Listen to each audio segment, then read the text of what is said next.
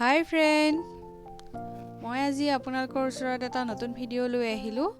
এই ভিডিঅ'টো হৈছে যাৰ যাৰ ঘৰত নিগনিয়ে বস্তু নষ্ট কৰিছে বা বাঁহ লৈ পেলাই বহু দিনৰ পৰা অসুবিধা দি আছে, কিন্তু আপোনালোকে মাৰিবলৈ বেয়া পাই আছে, তেওঁলোকৰ কাৰণে এই ভিডিঅ'টো।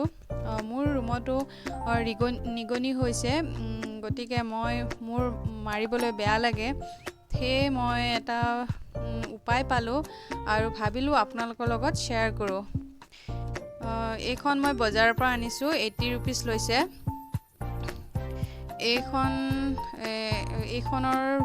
এইখন এটা আঠাজাতীয় এখন কিতাপ। এইখন আপোনালোকে য'ত নিগনি অহা যোৱা বাট তাত দি থ'ব পাৰে আৰু নিগনিবোৰ আঠা লাগি যাব। এনেকৈ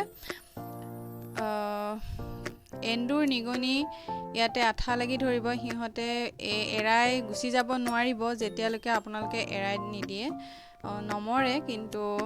গতিকে মই এইখন ব্যৱহাৰ কৰিলোঁ আৰু ভাল পালোঁ, গতিকে ভাবিলোঁ আপোনালোকৰ লগত শ্বেয়াৰ কৰোঁ। মই আপোনালোকক দেখুৱাম এতিয়া কেনেকৈ ব্যৱহাৰ কৰে। এইখন মই এনেকৈ পাতিছিলোঁ মোৰ ৰুমত। ৰাতিটো মই পাতি থৈ দিছিলোঁ আৰু ৰাতিপুৱা চালোঁ যে 3টা লাগি আছে, আঠা লাগি আছে। ইহঁত মৰা নাই, কিন্তু ইহঁতক হাতেৰে এৰাই দিব লাগিব, খুব সাৱধানেৰে এৰাই দিব, হেণ্ড গ্ল'ভছ পিন্ধি পেলাই। গতিকে আপোনালোকে মোৰ ভিডিঅ'টো চাই কেনেকুৱা পালে লাইক, কমেণ্ট আৰু যিসকলে ছাবস্ক্ৰাইব কৰা নাই ছাবস্ক্ৰাইব কৰি দিব।